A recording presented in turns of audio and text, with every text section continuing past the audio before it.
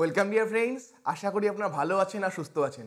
Dear friends, আজকে আমরা last যে সেট এক্সাম হয়ে গেল সেই সেট এক্সামের কোশ্চেনগুলোর সম্ভাব্য অ্যান্সার কী হতে পারে সেগুলোকে আমরা আজকে ডিসকাস করব এবং এখানে কোন প্রশ্নগুলো আপনারা চ্যালেঞ্জ করতে পারবেন সেগুলো আমি আপনাদের সাথে ডিসকাস করব। তো ক্লাসটা শুরু করছি। ক্লাসটা শুরু করার আগে বলছি যে আমাদের টাইম টু লার্নের পক্ষ থেকে যে পেপার 1 এবং পেপার 2 এডুকেশনের কোচিং দেওয়া হয় সেই ক্লাস কিন্তু খুব তাড়াতাড়ি শুরু হচ্ছে। সেই রিলেটেড ভিডিও আপনারা ওয়েডনেসডে আমাদের চ্যানেলে পেয়ে যাবেন এবং এই ক্লাসের পিডিএফ আপনারা আমাদের টাইম টু লার্নের টেলিগ্রাম চ্যানেল থেকে পেয়ে যাবেন, যার ডেসক্রিপশনে আমি লিঙ্ক দিয়ে দিব। তাহলে ডিয়ার ফ্রেন্ডস, আমি আপনাদের সাথে এখানে 45টা কোশ্চেন ডিসকাস করব। 5টা কোশ্চেন যেগুলো কম্প্রিহেনশন ছিল, ইংলিশ কম্প্রিহেনশন ছিল, সেই 5টা কোশ্চেন আমি এখানে ডিসকাস করছি না, বাকি 45টা কোশ্চেন আমি এখানে ডিসকাস করছি। এবং আপনাদের প্রথমেই বলে দিচ্ছি যে আমি যে অ্যান্সারগুলো বলছি, যে অ্যান্সারগুলো বলবো তার সাথে যখন আপনারা ফাইনাল অ্যান্সার কি মিলাবেন, কিছু 2-3টা বা কিছু অ্যান্সার এরকম থাকবে যেটা আমার সাথে মিলবে না। তার কারণ আমাদের এটা বুঝতে হবে যে আমরা কেউই কিন্তু সর্বজান্তা না। তো প্রথম কোশ্চেনটার অ্যান্সার কি হবে দেখুন, কি দিয়েছিল 2, 15, 41, 80। তাহলে পরের সংখ্যাটা কি হবে? তাহলে 2 থেকে 15 বাড়লো হচ্ছে 13, 15 থেকে 41 হয়ে যে 26 বেড়েছে। তাহলে 41 থেকে 80 কত বেড়েছে? 39 বেড়েছে। দেখুন 13-র গুণিতক আকারে বাড়ছে। 13 থেকে 26, 3 13 39, তাহলে 4 13 52 বাড়বে। তাহলে 52 বাড়লে কত হবে? 80 থেকে যদি 52 বাড়ে 132। তাহলে এটার অ্যান্সার হবে সি। এরপরে যে প্রশ্নটা দিয়েছিল দেখুন, এথিক্স ইন রিসার্চ, যেটার ওপর অলরেডি কিন্তু আমার চ্যানেলে ডিটেলস ভিডিও আছে, আপনারা সেই ভিডিওটা দেখতে পারেন। তো এথিক্স ইন রিসার্চের সাথে কোনটা কানেক্টেড না, কোনটা কনসার্ন না, কোনটা এর সাথে কনসার্ন নেই। দেখুন, claiming others ideas as one's own, অন্যের কাজকে নিজের বলা, এটা তো থাকবেই, প্ল্যাগারিজমে আসবে। এরপরে ছিল বিতে ছিল দেখুন, political ideology of the researcher, রিসার্চারের কি পলিটিক্যাল আইডিওলজি, এটা রিসার্চে এথিক্সে আসে না, কিন্তু বাকিগুলো আসবে। ঠিক আছে, আমি যদি কারো প্রাইভেসি যদি ব্রেক করি সেটাও রিসার্চ এথিক্সের পার্ট। সেলফ প্ল্যাগারিজম, নিজের কাজ, নিজে একটা বই লিখেছি, অন্য বই লিখতে গেলাম, তখন কি করলাম, নিজের বইয়ের লেখাটাই আগের বইয়ে যা ছিল পরের বইয়েও সেই লেখাগুলোই লিখলাম, কিন্তু আমি কোনো রেফারেন্স দিলাম না। ঠিক আছে, কোনো কি করলাম না, কোনো হচ্ছে আমি অ্যাকনলেজ করলাম না, তো সেটা পড়বে হচ্ছে সেলফ প্ল্যাগারিজমে। তাহলে এখানে অ্যান্সার হবে বি। এখন এই যে প্রশ্নটা, 3 নম্বর প্রশ্নটা, how many squares and rectangles are in the present in the figure. দেখুন, এটা এমন একটা প্রশ্ন যেটাকে আপনারা চ্যালেঞ্জ করতে পারবেন। কেন চ্যালেঞ্জ করতে পারবেন বুঝুন। ইংলিশে বলেছে how many squares and rectangles are present in the figure. এই যে ফিগারটা দেখতে পাচ্ছেন, এই ফিগারে কতগুলো স্কোয়ার অ্যান্ড রেক্ট্যাঙ্গেল, স্কোয়ার মানে হচ্ছে বর্গক্ষেত্র আর রেক্ট্যাঙ্গেল মানে হচ্ছে আয়তক্ষেত্র। তাহলে এই ছবিটায় আপনারা কতগুলো স্কোয়ার এবং রেক্ট্যাঙ্গেল মানে বর্গক্ষেত্র এবং আয়তক্ষেত্র দেখতে পাচ্ছেন। তাহলে যদি এটাতে যাই, তাহলে আমরা প্রথমে দেখি স্কোয়ার কতগুলো আছে। দেখুন, এটা এমন একটা প্রশ্ন আপনারা চাইলে এটাকে পরবর্তীতে চ্যালেঞ্জ করতে পারবেন। তাহলে আগে দেখুন স্কোয়ার কতগুলো আছে। দেখুন, 1টা 2টো 3টা 4টা। এই যে বড়, এটা ইটসেলফে একটা স্কোয়ার, তাহলে কয়টা হলো? 5টা। আর দেখুন এটা একটা, তাহলে স্কোয়ার টোটাল হচ্ছে কয়টা? স্কোয়ার টোটাল হচ্ছে 6টা। এখন যদি বলি রেক্ট্যাঙ্গেল মানে কি? রেক্ট্যাঙ্গেল মানে হচ্ছে আয়তক্ষেত্র। তাহলে স্কোয়ার হলো 6টা, আয়তক্ষেত্র কয়টা থাকবে? দেখুন এইভাবে যদি বিচার করি, একটা, নিচে আছে আরও একটা, 2টো। ঠিক আছে, এইভাবে 2টো হচ্ছে, আবার দেখুন 2টো হবে, এইভাবে 2টো হবে, এইভাবে 2টো হবে, এইভাবে একটা, আর এইভাবে একটা। তো 2টো 4টা রেক্ট্যাঙ্গেল আমরা দেখছি। তাহলে 6 আর 4 কি হবে? 6 আর 4 10 হওয়া উচিত। কিন্তু এটা এমন একটা প্রশ্ন আপনারা চাইলে চ্যালেঞ্জ করতে পারেন, কারণ এখানে বলেছে, বাংলায় বলেছে দেখুন, চতুর্ভুজ কয়টি আছে। চতুর্ভুজের মধ্যে তো শুধু আয়তক্ষেত্র বর্গক্ষেত্র পড়ে না। যদি কোনো ট্রাপিজিয়াম পাই, সেই ট্রাপিজিয়ামটাও কি হবে? সেই ট্রাপিজিয়ামটাও কিন্তু আমরা কিন্তু চতুর্ভুজ বলতে পারি। কিন্তু এখানে কি বলেছিল? ইংলিশে বলেছে শুধু স্কোয়ার আর রেক্ট্যাঙ্গেল। তাই এই জায়গাতে আপনারা যদি লক্ষ্য করেন চতুর্ভুজ, তো এই 10টা তো চতুর্ভুজ আছেই, আমরা রেক্ট্যাঙ্গেল এবং স্কোয়ার যেগুলো পেলাম সেগুলো তো চতুর্ভুজের মধ্যে পড়বেই, কিন্তু তাছাড়াও আপনি আরও চতুর্ভুজ পাবেন। যেমন আমি দেখুন ডান দিকের ছবিটা দেখাচ্ছি, আপনারা যদি এটা দেখেন, দেখুন এটা একটা ট্রাপিজিয়াম, এটাও কি একটা কিন্তু চতুর্ভুজ, ঠিক আছে। তো এরকম অজস্র আরও পাবেন। তো আপনারা যদি এই চ্যালেঞ্জটার এই প্রশ্নটাকে যদি চ্যালেঞ্জ করেন তাহলে কিন্তু এটাতে কিন্তু নাম্বার পাওয়া যেতে পারে। তো এখন এটাতে কিন্তু বাদিকের ইংলিশ প্রশ্নের সাথে বাংলা প্রশ্নের কিন্তু অমিল রয়েছে। এরপরে দেখুন এর পরের প্রশ্নটা কি বলেছে, in a group of person travelling in a bus 6% can speak Tamil. তার মানে একটি বাসের যাত্রায় ভিতরে 6 জন তামিল ভাষায় কথা বলতে পারে, 15 জন হিন্দি ভাষায় কথা বলতে পারে এবং 6 জন গুজরাটি ভাষায় কথা বলতে পারে। তাদের মধ্যে কেউ অন্য আর কোনো ভাষায় কথা বলতে পারে না, মানে যারা ছিল তারা এই 3টা ভাষাতেই কথা বলতে পারে। এদের মধ্যে যদি এদের মধ্যে 2 জন 2টি ভাষায় কথা বলতে পারে, মানে এখানে এতজন যে আছে তার মধ্যে 2 জন আছে কি 2টো ভাষাতে কথা বলতে পারে এবং 1 জন আছে 3টা ভাষাতেই কথা বলতে পারে, তাহলে বলল বাসে কতজন যাত্রী আছে। তো এটাকে আমরা একটা ডায়াগ্রাম দিয়ে বোঝানোর চেষ্টা করব আমি আপনাদের। ধরুন আমি ডায়াগ্রাম আঁকি,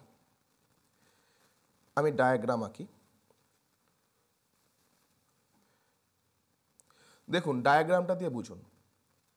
ধরুন যেটা আমি গ্রিন দিয়ে আঁকলাম, যেটা আমি গ্রিন দিয়ে এঁকেছি সেটা ধরুন তামিল, সেটা ধরে নিন তামিল। যেটা আমি রেড দিয়ে এঁকেছি সেটা ধরে নিন হিন্দি, আর যেটা ব্লু দিয়ে আঁকলাম সেটা ধরে নিন গুজরাটি। তাহলে এখন আমাদের মাথায় রাখতে হবে একজন এমন আছে যে কিনা প্রতিটা ভাষাই জানে, তাহলে দেখুন এই যে 3টা সার্কেল আঁকলাম, 3টা সার্কেলের মধ্যে কমন জায়গা কোনটা? আপনারা বলবেন স্যার এই জায়গাটা হচ্ছে কমন, এই জায়গাটা কমন। তাহলে এই জায়গায় কয়জন আছে? এই জায়গায় আছে কিন্তু একজন এমন আছে যে কিনা 3টা ভাষাই জানে। তাহলে এখানে কয়জন পাবো? আমরা পাবো হচ্ছে 1 জন। তাহলে এখানে থাকছে 1 জন। তাহলে এই 1 জন কিন্তু দেখুন নীলের মধ্যেও আছে, সবুজের মধ্যেও আছে, আবার লালের মধ্যেও আছে, মানে তামিল হিন্দি তেলেগু দুটোর মধ্যেই আছে। তাহলে এখন 2 জন এমন আছে যে কিনা 2টো ভাষা জানে, তো আমি ধরে নিলাম সেই 2টো ভাষা হচ্ছে তামিল আর হিন্দি। তাহলে এখানে যে প্রশ্নটায় বলেছে যে 2 জন এমন আছে যে 2টো ভাষা জানে, তার মানে কি হবে 3টা ভাষার মধ্যে যে কোনো 2টো ভাষা জানে। তাহলে আমি ধরে নিলাম 2টা এখানে হবে। তাহলে এই দুটো কি সে তামিলও জানে হিন্দিও জানে, এমন আছে 2 জন। তাহলে এখন আপনি বাকিগুলো সাজান। এখন দেখুন কি বলেছিল, 6 জন আছে যেটা তামিল জানে, তামিল হচ্ছে সবুজটা। দেখুন সবুজ সার্কেলের মধ্যে অলরেডি 3 জন হয়ে গেছে, তার মানে বাকি আরো কতজন থাকতে পারবে সবুজ সার্কেলে? বাকি আরো দেখুন 3 জন থাকতে পারবে, সেই 3 জন কি শুধু তামিল জানবে। আবার রেড দেখুন হিন্দিতে টোটাল আছে 15 জন, অলরেডি দেখুন হিন্দিতে 2 আর 1 3 জন অলরেডি হিন্দি জানে। তাহলে বাকি আরো কতজন শুধু হিন্দি জানে? যেহেতু টোটাল 15 জন, দেখুন রেড মানে হিন্দিকে ডিনোট করে, রেড দিয়ে হিন্দিকে বুঝিয়েছি। তাহলে হিন্দি জানে হচ্ছে 15 জন, তাহলে দেখুন রেডের মধ্যে 15 জন আছে কিনা। এখন গুজরাটি জানতো 6 জন, গুজরাটি মানে ব্লুতে দিয়েছি 1 জন, তাহলে বাকি আরো 5 জন কি হবে? গুজরাটি জানবে। তাহলে এখন দেখুন টোটাল কতজন হলো? 5 12 17 17 2 19 20 3 23। তাহলে 23 জন এমন থাকবে এখানে যে অ্যান্সারটা দিয়েছে যে কতজন তাহলে বাসে লোক আছে, তাহলে 23 জন এমন বাসে থাকবে। এর পরের প্রশ্নটা কি বলেছে, এক ব্যক্তির কাছে পার্সেল করার জন্য কতগুলি ছোট বাক্স ছিল। সে যদি প্রতিটি পার্সেল 3 4 5 6 বাক্সে রাখে তাহলে প্রতি ক্ষেত্রে তার কাছে একটি বাক্স বাকি থাকে। তার মানে বুঝুন, সে যখন পার্সেলটা করতে যাচ্ছে, ধরুন একটা বড় বাক্সে সে পার্সেল করতে যাচ্ছে, তাহলে যদি তিনটা করে যদি সে রাখতে যায় তাহলে দেখছে একটা অষ্ট থাকে, বা যদি 4টা 5টা করে যদি রাখতে চায় বা 6টা করে যদি রাখতে চায়, তাহলে দেখছে কি সে একটা করে অবশিষ্ট থাকছে। ঠিক আছে, তার মানে বুঝুন 3টা করে রাখছে তখনও একটা অবশিষ্ট, 4টা করে রাখছে তখনও একটা অবশিষ্ট, 5টা করে রাখছে তখনও একটা অবশিষ্ট, 6টা করে রাখছে তখনও একটা অবশিষ্ট থাকছে। তাহলে দেখুন যদি 3টা আর 4টা নিয়ে বুঝি, শুধু যদি 3 আর 4 বলতো, তাহলে দেখুন যদি 12টা যদি টোটাল বাক্স থাকতো, তাহলে দেখুন 3টা করে থাকলে মিলে যেত, তাই না? 3 3 3 3 করে রাখতো, 3 3 3 3 করে রাখতো। যদি যদি এই 12টা যদি 4টার ফর্মে দেই তাহলেও দেখুন মিলে যেত, 4 4 4 করে মিলে যেত। তাহলে অবশিষ্ট যদি থাকতো তাহলে কয়টা দিতে হতো? তাহলে দেখুন 4 4 বা 3 4 যেটা ছিল, যদি আমরা 13টা দিতাম, যদি আমরা 13টা থাকতো তাহলে কি হতো? তাহলে হচ্ছে একটা অবশিষ্ট থাকতো। তাহলে 3 আর 4-এর লসাগু হচ্ছে 12। তাহলে এই ধরনের অঙ্ক কি করতে হবে? আমাদের যে সংখ্যাগুলো দিয়েছে তাদের লসাগু করতে হবে। তাহলে 3 4 5 6, তাহলে 3 4 5 6 যদি আপনারা লসাগু করেন আপনারা পাবেন হচ্ছে 60, পাবেন হচ্ছে 60। তাহলে এখন 60টা যদি দেই, 60টা যদি দেই তাহলে কি হবে? মিলে যাবে, কোনো অবশিষ্ট থাকবে না। যদি 61টা দেই তাহলে কি হবে? একটা অবশিষ্ট থাকবে। ওকে, কিন্তু এই ক্ষেত্রে কি বলেছে? এই ক্ষেত্রে বলেছে প্রতি পার্সেলে যদি 60টি করে বাক্স রাখে তাহলে কোনো বাক্স বাকি থাকে না। তার মানে যদি 60টা করে রাখি তাহলে কোনো পার্সেল অবশিষ্ট থাকবে না। তার মানে যতগুলো বাক্স আছে সেটা কি 7 দ্বারা ভাগ যাবে। তো এই ধরনের অঙ্কগুলো করার নিয়ম হচ্ছে, যেটা লসাগু আসে 60 সেটাকে আমরা কে দ্বারা গুণ করি প্লাস অবশিষ্টটা লিখতে হয়। এই ধরনের অঙ্কের করার নিয়ম হচ্ছে, যেখানে আমাকে বলে দিয়েছে যে পার্টিকুলার কোনো সংখ্যা দ্বারা ভাগ করলে একটা নির্দিষ্ট অবশিষ্ট থাকে, কিন্তু অন্য একটা সংখ্যা দ্বারা ভাগ করলে সেটা মিলে যাবে। যেমন 7 দিয়ে ভাগ করলে কোনো অবশিষ্ট থাকছে না, মানে মিলে যাচ্ছে। তাহলে এটাকে আমরা কিভাবে লিখব? যেটা লসাগু ইন্টু কে প্লাস যেটা অবশিষ্ট আসছে। তাহলে এখন কে এর ভ্যালু আমরা 1 2 3 4 এভাবে বসিয়ে দেখব কখন সেটা 7 দ্বারা ভাগ যায়। তো আপনারা যদি দেখেন কে এর ভ্যালু যদি আমরা 5 বসাই, কে এর ভ্যালু যদি 5 বসাই, কে এর ভ্যালু 1 2 3 4 আপনারা বসিয়ে দেখতে পারেন, দেখুন 7 দিয়ে ভাগ যাবে না। কে এর ভ্যালু যদি 5 বসাই তাহলে 60 আর 5 মানে 300 আর 1 তার মানে আসবে 301। আপনি 301কে যদি 7 দিয়ে ভাগ করেন দেখেন মিলে যাবে। 7 দিয়ে ভাগ করলে 4 বার 28 2 1, তার মানে 3 মিলে যাচ্ছে। তার মানে এটার অ্যান্সার হবে 301। ঠিক আছে, 301টা হবে অ্যান্সার। এরপরে দেখুন এটার উপর অলরেডি আমার চ্যানেলে ভিডিও আছে। ঠিক আছে, এগুলোর উপর অলরেডি কিন্তু ভিডিও আছে। আমি টিচিং অ্যাপটিটিউড আপনাদের ডিটেলস ভিডিও করেছি, একটা ভিডিওতে পুরো টিচিং অ্যাপটিটিউডটাকে আপনাদের কমপ্লিট করিয়েছিলাম। সেখানে দেখবেন আমি বিদ্যমান পড়িয়েছি। বিদ্যমান কি ছিল? আমরা পড়েছিলাম যে database profile of scientific research faculty members teaching and research, দেখবেন আমি এটা পড়িয়েছিলাম। তাহলে বি এর সাথে 4, দেখুন বি এর সাথে কি হচ্ছে? 4 হচ্ছে। দেখুন বি এর সাথে 4 যদি আপনি জানেন তাহলেই হয়ে যাবে।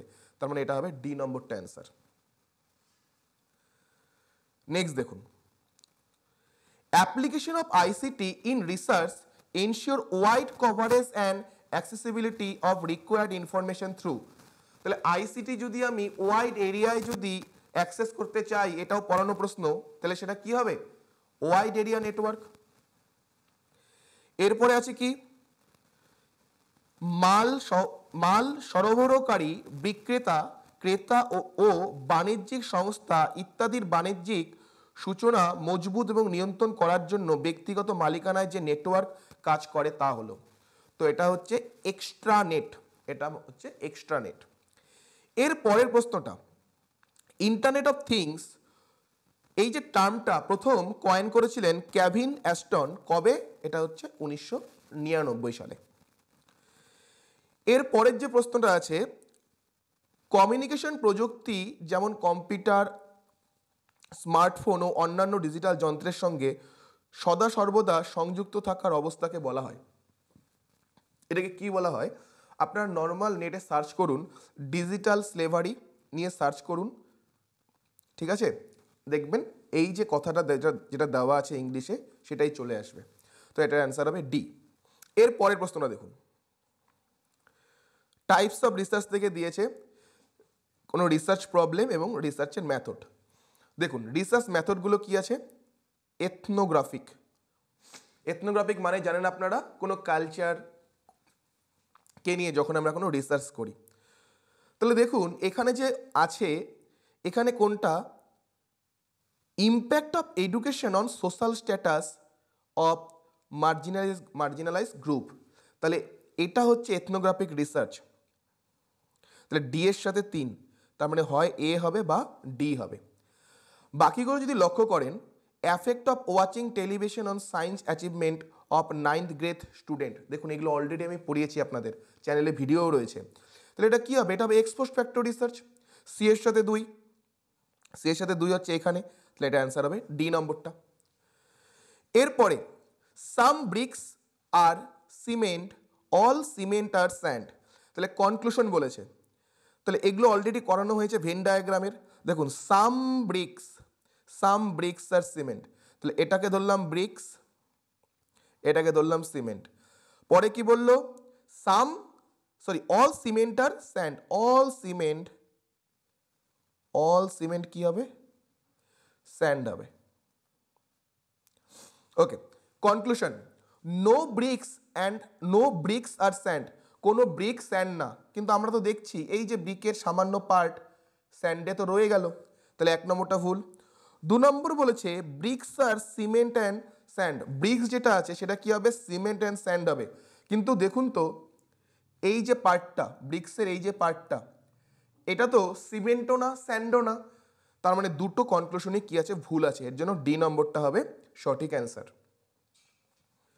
সার্ভে মাঙ্কি, তো আপনাদের এই প্রশ্নটা দেখার পর অনেস্টলি বললে আমিও নেটে গিয়ে সার্চ করলাম সার্ভে মাঙ্কি। তো সার্ভে মাঙ্কির সাইডে গিয়ে দেখলাম যে সার্ভে মাঙ্কিটা কী কী কাজে ইউজ হয়।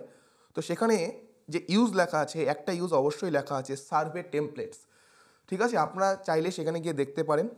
তো সার্ভে টেমপ্লেটস তৈরি করতেও কিন্তু সার্ভে মাঙ্কি এই যে টুলসটা আছে, অনলাইন টুলসটা আছে, এটা ইউজ হয়। এরপরে আছে the item in a questionnaire should be presented in the following order, তাহলে যখন আমরা কোশ্চেনায়ার তৈরি করব, কোশ্চেনায়ার কি, কীভাবে কোশ্চেনায়ার কি এবং কোশ্চেনায়ারের টাইপস কি, এগুলো অলরেডি আমার চ্যানেলে ভিডিও আছে, আমাদের চ্যানেলে ভিডিও আছে, আপনারা চাইলে দেখতে পারেন। তো কোশ্চেনায়ার যখন আমরা প্রশ্নগুলো তৈরি করি তার অর্ডার কিভাবে হবে? তো মনে রাখবেন কোশ্চেন যখন আমরা করি, প্রশ্নগুলো আমাদের কি সহজগুলো আগে রাখা দরকার, যেগুলো কি না যখন আমরা কেউ যখন সেই কোশ্চেনগুলো রেসপন্স করবে সেইগুলোই আগে রাখবো আমরা, যেগুলো কি ইজি, যেগুলো কি না সহজ। যদি আমি প্রথমেই যদি কঠিন প্রশ্ন দিয়ে দেই তাহলে কি হবে? যে প্রশ্নগুলো সলভ করছে সে কি প্রথমেই তার একটা কি এটা নেগেটিভিটি চলে আসবে, ঠিক আছে? তাই কি প্রথমে আমরা সহজগুলো রাখবো, সহজ থেকে আমাদের জটিলের দিকে যাওয়া দরকার। তো এটা অ্যান্সার বি হওয়া উচিত। আচ্ছা, পরেরটা ইজি প্রশ্ন দিয়েছে, কোনটা নন প্রবাবিলিটি স্যাম্পলিং, পারপোসিভ স্যাম্পলিং, এটাতে আমি ডিটেলসে যাচ্ছি না। এর পরে যেটা দিয়েছে যে এখানের মধ্যে কোনটা ডিফারেন্ট, কোনটা যেটা দিয়েছে সেটা হচ্ছে ডিফারেন্ট। তো এই ধরনের প্রশ্ন দেখুন U A V B W C, এখানে যদি আপনারা যদি লক্ষ্য করেন ইউ হচ্ছে কত নম্বর অ্যালফাবেট, কত নম্বর? এস টি ইউ 21 নম্বর, এ হচ্ছে 1, ভি হচ্ছে 22, এটা হচ্ছে 2, ডাব্লিউ হচ্ছে 23 আর সি হচ্ছে 3। আপনারা যদি লক্ষ্য করেন দেখুন প্রথমটা আর শেষেরটা কত হচ্ছে, যোগ করলে 24, আবার প্রথম দিক থেকে সেকেন্ডটা আর শেষের দিক থেকে সেকেন্ডটা যদি যোগ করি 24, প্রথম দিক থেকে তৃতীয়টা শেষের দিক থেকে তৃতীয়টা যোগ করলেও 24।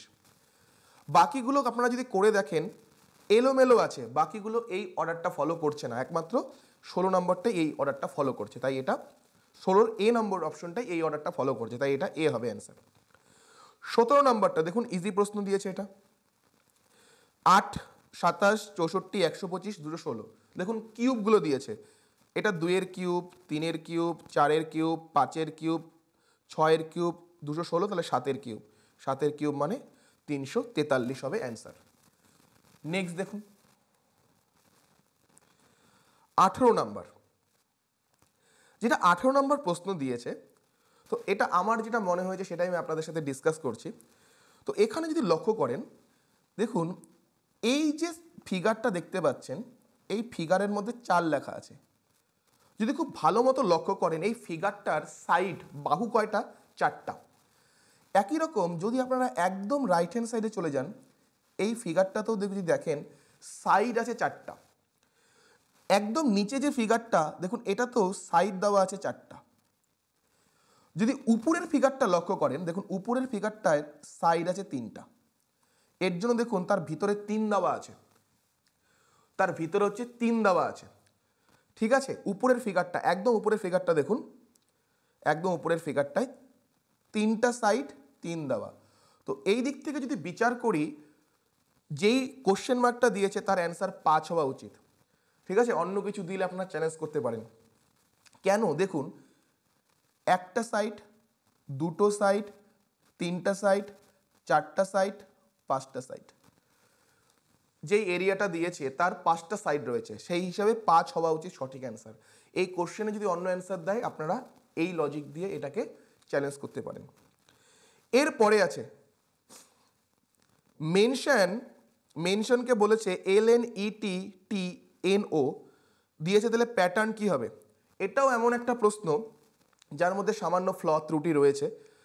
যেমন আপনারা যদি লক্ষ্য করেন, মেনশন, মেনশন, মেনশন আর কি, এটা কি হয়ে গেছে? LNETTNO।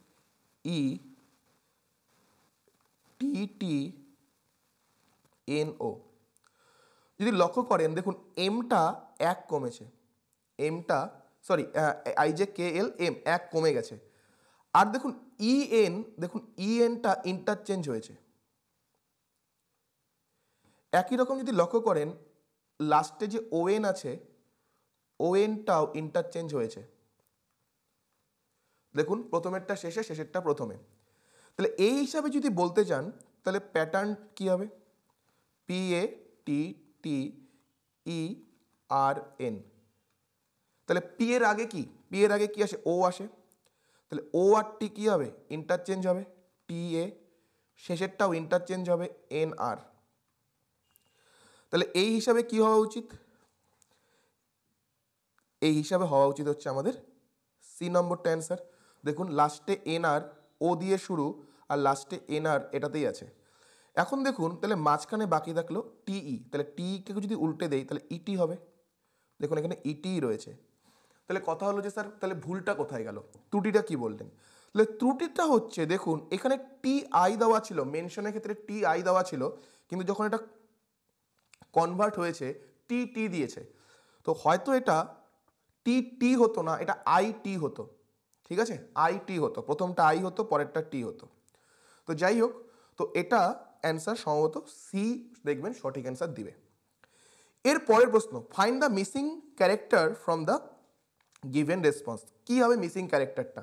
দেখুন কিভাবে দিয়েছে, 3-5 মিলে 34 হয়েছে, 3-9 মিলে 90 হয়েছে, তাহলে 1-5 মিলে কি হবে? এটা কি দিয়েছে অ্যাকচুয়ালি, যদি আপনারা স্কোয়ার করে দেন, 5 স্কোয়ার মানে 25, 3 স্কোয়ার মানে 9, তাহলে কত হয়? 34। 9 স্কোয়ার মানে 81, 3 স্কোয়ার মানে 9, 81 আর 9 যোগ করলে হয় 90। তাহলে একই রকম যদি করি, 5 স্কোয়ার আর 1 স্কোয়ার, 5 স্কোয়ার মানে 25 আর 1 স্কোয়ার মানে 1, তাহলে অ্যান্সার হবে 26। এর পরের প্রশ্নটা যেটা দিয়েছে যে কোনটা কম্বিনেশন অফ কোয়ালিটেটিভ রিসার্চ, গুণগত গবেষণার চিহ্নিত কোনটা হবে? দেখুন গুণগত যেটা হওয়া উচিত সবসময় কি আমাদের মনে রাখতে হবে, সেটা কনটেক্সটের উপর নির্ভর করে। ঠিক আছে, প্রসঙ্গ কোন সিচুয়েশনে করছি সেটার উপর নির্ভর করবে, কনটেক্সটের উপর নির্ভর করবে। তাই সেটা কখনোই কনটেক্সট ফ্রি হবে না। কনটেক্সট ফ্রি আমি করতে পারবো না, সেটা কি কনটেক্সট স্পেসিফিক হতে হবে। তাহলে 3 নম্বর যদি কাটি, দেখুন অটোমেটিক 3 নম্বর কাটলে ACD আউট, তাহলে হবে কি? বি নম্বরটা হবে সঠিক অ্যান্সার। এরপরে এনইপি 2020 নিম্নলিখিত কোন মূল্যবোধগুলি সুপারিশ করেছে যা ভালো মানুষ হয়ে উঠতে সাহায্য করে? তো নর্মালি যদি আপনারা এনইপি 2020কে সার্চও করেন কোন ভ্যালুসগুলোর কথা বলেছে, দেখবেন সেখানে scientific, temper, spirit of service, এই কথাগুলো উল্লেখ রয়েছে। তো এটার অ্যান্সার হবে যেটা সি দিয়েছে 3, 4, 6, সেটা হবে সঠিক answer. In a group the logical sequence of effective communication, কার্যকরী কমিউনিকেশনের জন্য কোন দল বা গোষ্ঠী নিম্নলিখিত যে যুক্তিসম্পন্ন সোপান কি বলেছে সোপনের সহায়তা নেয়? তো এটার অ্যান্সার হবে সি। প্রথমে ফর্ম করব, তারপরে স্টর্মিং করব, তারপরে নর্ম করব, তারপরে পারফর্মিং, আর সবার লাস্টে অ্যাডজর্নিং আছে। ঠিক আছে, অ্যাডজর্নিংটা পরে যুক্ত করা হয়েছে, প্রথমে সিম্পল 4টা ছিল। তো ফর্মিংয়ের পরেই হচ্ছে স্টর্মিং, মনে রাখবেন এটা। বলেছে কি মূল সঙ্গীত সৃষ্টি ও তাতে সুর দিয়ে বাণীবদ্ধ করে সুরক্ষিত করার প্রক্রিয়া। ইংলিশে দেওয়া আছে protection of an original and music composition and recording in the domain of. কী হবে, যখন আমরা কোনো একটা কিছু অরিজিনাল কিছু তৈরি করি সেটাকে প্রোটেক্ট করার জন্য আমরা কি করি, কপিরাইট নিয়ে আসি, কপিরাইট হবে। নেক্সট বলেছে সমাজের বিভিন্ন সংস্কৃতির মানুষ একে অপরের কাছ থেকে শিক্ষা নিয়ে একই সঙ্গে বেড়ে ওঠার যে পরিবেশ সৃষ্টি করে সেই পরিবেশকে কি বলা হয়? এটাকে বলা হয় মাল্টিকালচারাল। যখন আমরা অনেক কালচার একটা জায়গাতে বাস করি সেটা হচ্ছে মাল্টিকালচারাল। ঠিক আছে, যেমন আমাদের ভারতীয় সমাজটা কি মাল্টিকালচারাল। তো এরপরে ইংলিশগুলো আমি করাচ্ছি না, এখানে 30 থেকে করাচ্ছি। তো দেখুন এটা একটা ডাইরেক্ট প্রশ্ন দিয়েছে, নিউজ পেপারের কি ট্যাগলাইন আর নিউজ পেপারের নাম সেটার সাথে মেলাতে বলেছে। তো এটার অ্যান্সার হবে বি নাম্বার। নর্মাল আপনারা যদি সার্চও করেন যে tagline of the statement, the tagline of Indian express, the tagline of Hindu, এবার যদি সার্চও করেন আপনারা এগুলো পেয়ে যাবেন। ঠিক আছে, তো বি এর সাথে 3 হবে, বি এর সাথে 3। তো এখানে হচ্ছে বি নম্বরটা হচ্ছে সঠিক অ্যান্সার। এরপরে দেখুন আছে স্বয়াম আর হচ্ছে স্বয়ংপ্রভা। তো স্বয়াম কি হবে? স্বয়ামের সাথে বলেছে যে স্বয়ামের কোনটা এইম। দেখুন আপনারা স্বয়ামের সাইডে যদি যান, এখানে লেখাই আছে স্পষ্ট, the objectives of effort to take the best teaching learning resources to all including the most disadvantage. তাহলে এটা তো হবেই, যেটা 1 নম্বরে দিয়েছে। আর 2 নম্বরটা কি বলেছিল, যেটা হচ্ছে বলেছে যে স্বয়ামের 3টা কার্ডিনাল প্রিন্সিপালকে অ্যাচিভ করা না, কিন্তু এখানে দিয়েছে দেখুন to achieve the 3 cardinal principal of educational policy.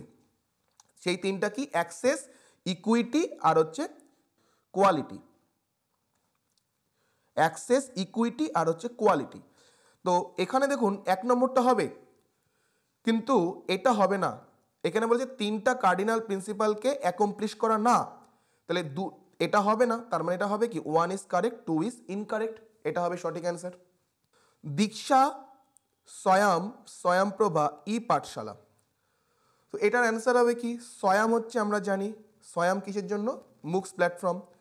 স্বয়ংপ্রভা কি, ব্রডকাস্টিং এডুকেশনাল চ্যানেল। দেখুন broadcasting educational curriculum driven content, C এর সাথে 2, সি এর সাথে 2। দেখুন 4 নম্বরটা হবে সঠিক অ্যান্সার। এরপরে কি বলেছে, anthropogenic contamination is a form of pollution produced directly by. বাংলায় কি বলেছে, অ্যানথ্রোপোজেনিক কন্টামিনেশন যে দূষণের প্রত্যক্ষ ফল তা হলো ডাইরেক্ট। কে ডাইরেক্ট করে, হিউম্যান অ্যাক্টিভিটির দ্বারাই মেন হয়। তাহলে 1 নম্বরটা সঠিক অ্যান্সার। নিচের কোনটি বিদ্যায়তনের শিক্ষাগত পরিবেশে সর্বাধিক উত্তরণ ঘটায়? Which of the following maximize the learning environment in educational institution. কোনটা হবে, যদি আমরা স্টুডেন্টদের এনগেজ করি, তাই না, স্টুডেন্টদের যদি আমরা এনগেজ করি। এরপরে প্রশ্নটা কি দিয়েছে দেখুন, বাংলাতেই পড়ুন আগে। একটি ফার্মের 2টি বছর 2010 এবং 2011 সালের বার্ষিক ব্যয় ও নিম্নলিখিত তালিকায় টাকার অঙ্কে লিখিত করা হলো। 2011 সালে নিম্নলিখিত কোন দুটি বিভাগ একই শতাংশ বৃদ্ধি পেয়েছে? তার মানে দেখুন এই যে র ম্যাটেরিয়াল 2010-এ ছিল 5200, 2011-তে হয়েছে 6240, তাহলে এর তো পার্সেন্টেজ বৃদ্ধি হয়েছে। তেমনি পাওয়ার অ্যান্ড ফুয়েল 2010-এ ছিল 7,000, 2011-তে হয়েছে 9,450। তাহলে এর তো কিছু পার্সেন্টেজ বৃদ্ধি পেয়েছে। তাহলে বলেছে এই যে অপশনগুলো আছে, র মেটেরিয়াল, স্যালারি অ্যান্ড ওয়েজেস, এই যে অপশনগুলো রয়েছে এখানে কোনটা সেম পার্সেন্টেজ বৃদ্ধি পেয়েছে, সেম পার্সেন্টেজ বৃদ্ধি পেয়েছে। দেখুন, তো পার্সেন্টেজ বৃদ্ধি কীভাবে ক্যালকুলেট করতে হয় আমি অলরেডি আপনাদের ডিআই করানোর সময় অনেকবার শিখিয়েছি। তো এখানে কি করব, 5200 থেকে কত হয়েছে, 6,240 হয়েছে। তার মানে বেড়েছে কত, বেড়েছে হচ্ছে 1,040। কত থেকে বেড়েছে, 5200 থেকে বেড়েছে। আর পার্সেন্টেজ কত বাড়লো তার জন্য 100 দিয়ে গুণ করতে হয়। তাহলে যদি আমরা কাটাকাটি করি তাহলে কত হচ্ছে, 20%। তাহলে র মেটেরিয়াল বেড়েছে হচ্ছে 20%। আপনারা এবং লাস্টেরটা ক্যালকুলেট করুন, পরীক্ষার সময় হয়তো আপনাদের সবগুলোই করে দেখতে হতো বা করে দেখেছেন। তো র মেটেরিয়াল বেড়েছে হচ্ছে দেখলাম 20% বেড়েছে, এবং লাস্টেরটা করে দেখুন এটা কত হয়। দেখুন 22,000 থেকে 26,400 হয়েছে, তার মানে বেড়েছে হচ্ছে 4,400। কত থেকে বেড়েছে, 22,000 থেকে। পার্সেন্টেজে নেওয়ার জন্য 100% দ্বারা গুণ। তাহলে 2 শূন্য 2 শূন্য 1 শূন্য 1 শূন্য, 22কে 2 দিয়ে গুণ করলে 44 শূন্য, তার মানে 20%। তার মানে কি হবে, প্রথমেরটা আর শেষেরটা, raw material and research and development, তাই এটার অ্যান্সার হবে ডি নম্বরটা। যাই হোক, নেক্সট জল দূষণ। দেখুন জল দূষণ কোনটা কোনটা হবে, এখানে হবে 2 আর 4, ঠিক আছে, 2 আর 4, 2 আর 4 হবে এখানে সঠিক অ্যান্সার, মানে সি নম্বরটা হবে সঠিক অ্যান্সার। এরপরে যেটা দিয়েছে অ্যাসারশন এবং রিজনিং, ডেটা অ্যাকুইজিশন কি সেটা বলা আছে, এবং ডেটা অ্যাকুইজিশন সম্বন্ধে আরও ডিটেলসটা বলা আছে, যে ডেটা অ্যাকুইজিশনে যে আমরা কনভার্ট হয়, ঠিক আছে, সেটা ডিজিটালে যে কনভার্ট হচ্ছে সেটা বলা আছে, এবং তার রিজনটা বলা আছে। তো এটা অ্যান্সার হবে সি। এরপরে আছে 39 নম্বর প্রশ্ন, কি বলেছে দেখুন, qualitative data, quantitative data, discrete data, আর হচ্ছে কন্টিনিউয়াস ডেটা। তো অলরেডি আমরা জানি কোয়ালিটেটিভ ডেটা মানে কি, যেগুলো আমাদের ডেসক্রাইব করতে হয়, ডেসক্রিপটিভ টাইপ ডেটা। তাহলে কি হচ্ছে দেখুন, এর সাথে 2, এর সাথে 2 মানে দেখুন এটা আউট। এখন থাকলো কোয়ান্টিটেটিভ ডেটা। দেখুন, তাহলে দেখুন দুটোর মধ্যেই 1 আছে, দুটোর মধ্যে কি আছে, 1 আছে। তাহলে পড়ে থাকলো ডিসক্রিট ডেটা আর কন্টিনিউয়াস ডেটা। আমরা already scales of measurement research করানোর সময় আপনাদের পড়িয়েছিলাম, স্কেলস অফ মেজারমেন্টে আমরা পড়েছিলাম ইন্টারভেল স্কেল। ইন্টারভেল স্কেল কি হয়, কন্টিনিউয়াস হয়। তাহলে কন্টিনিউয়াস ডেটা কি হবে, ইন্টারভেল স্কেলে হবে, measured in the interval scale. তাহলে ডি এর সাথে কি হবে, ডি এর সাথে 3 হবে। 40 নম্বর কি বলেছে, ইফ পি রেশিও কিউ 1:2, মানে পি আর কিউর অনুপাত বলেছে 1:2, বলেছে কিউ রেশিও আর এর অনুপাত বলেছে 4:3, বলেছে আর রেশিও এস বলেছে 4:5। তাহলে বলেছে যদি ইউ যদি ইজ 50% মোর দেন এস হয়, তাহলে পি রেশিও ইউ কি হবে। তো এই ক্ষেত্রে সবার আগে আমরা পি বাই এস বের করব। দেখুন পি বাই এস কীভাবে বের করব, যদি আমরা P by Q into Q by R করি ইন্টু আর বাই এস করি, দেখুন তো কাটাকাটি গিয়ে হয় কি না। যদি আমরা কাটাকাটি করি, কিউর সাথে কিউ কাটবো, আর এর সাথে আর কাটবো, তাহলে পি বাই এসই থাকলো। তাহলে পি বাই কিউর পি বাই কিউর ভ্যালু কত দেওয়া আছে, 1:2, মানে 1/2। কিউ বাই আর বলা আছে দেখুন 4:3, মানে 4/3, আর আর বাই এস বলা আছে হচ্ছে 4/5। তাহলে যদি কাটাকাটি করি কত পাচ্ছি আমরা, 8/15। তাহলে পি বাই এস পেলাম হচ্ছে 8/15।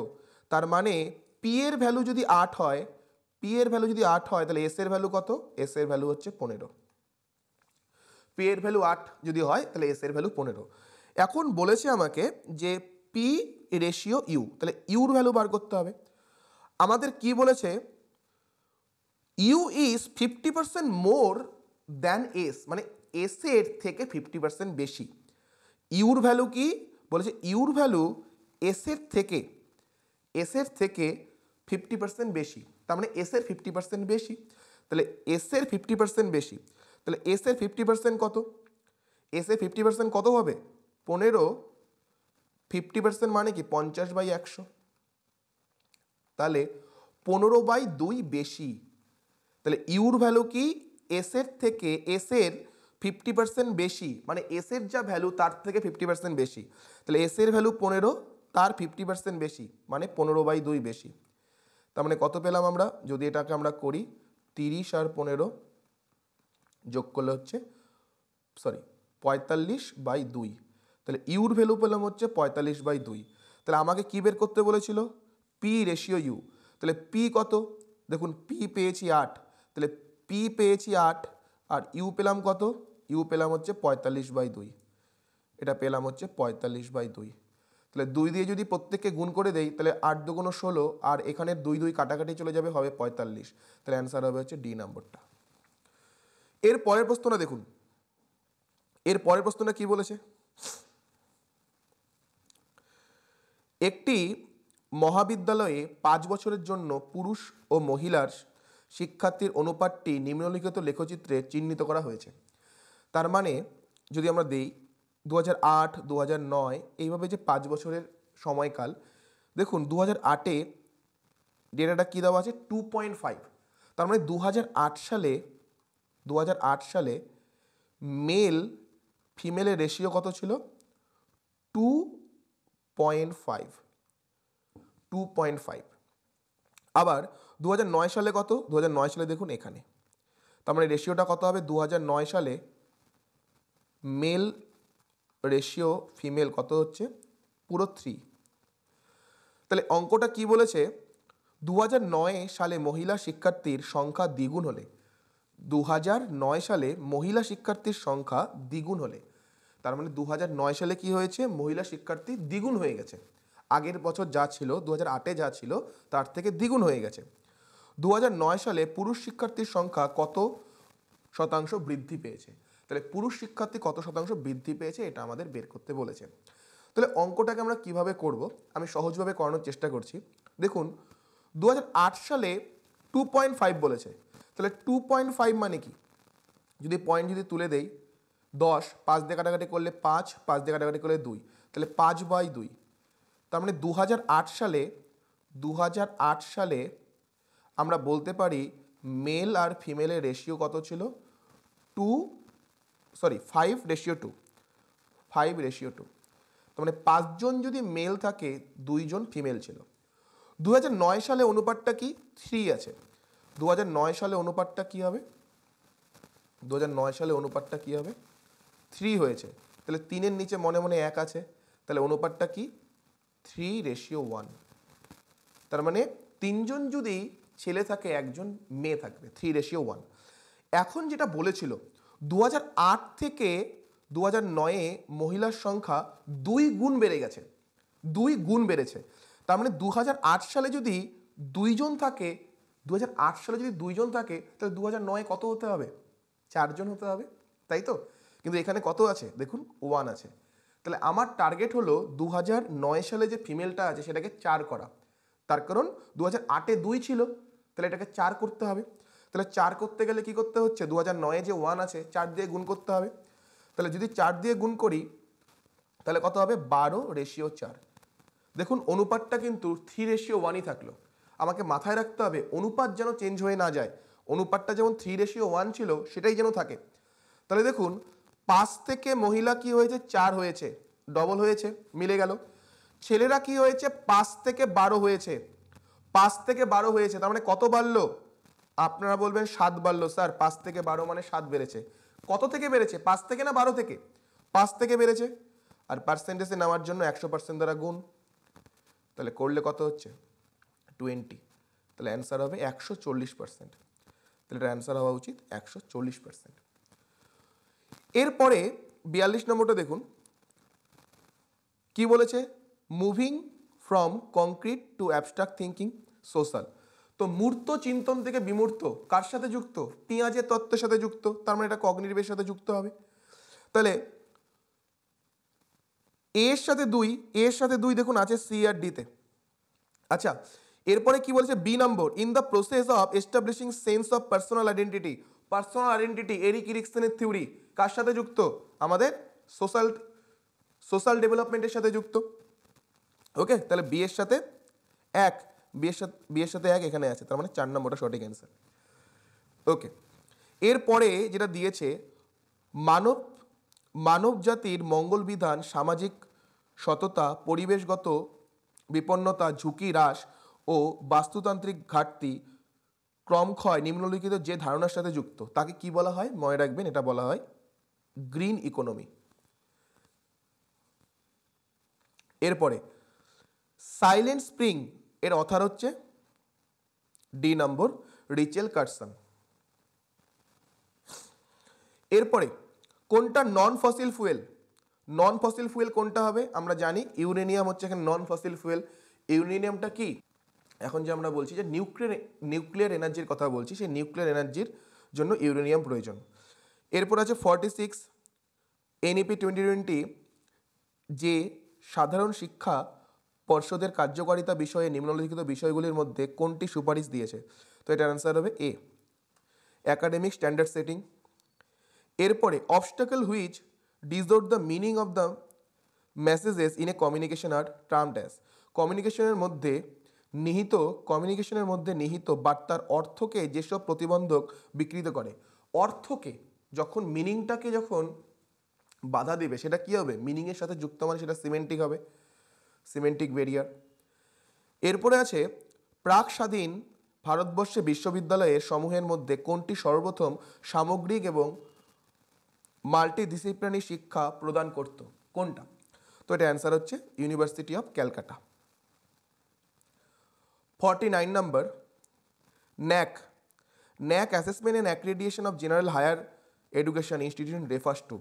ন্যাকের সাধারণ উচ্চশিক্ষা প্রতিষ্ঠানের মূল্যায়ন এবং মান্যতা স্বীকৃতি বলতে বোঝায় যে এই যে আমরা ন্যাক বলছি, ন্যাকে যে AA যে অ্যাসেসমেন্ট এবং অ্যাক্রিডিয়েশন করা হয়, তো সেটার অর্থ কি, সেটা কি রেফার করে? সেটা রেফার করা হচ্ছে কোয়ালিটি অ্যাসুরেন্স।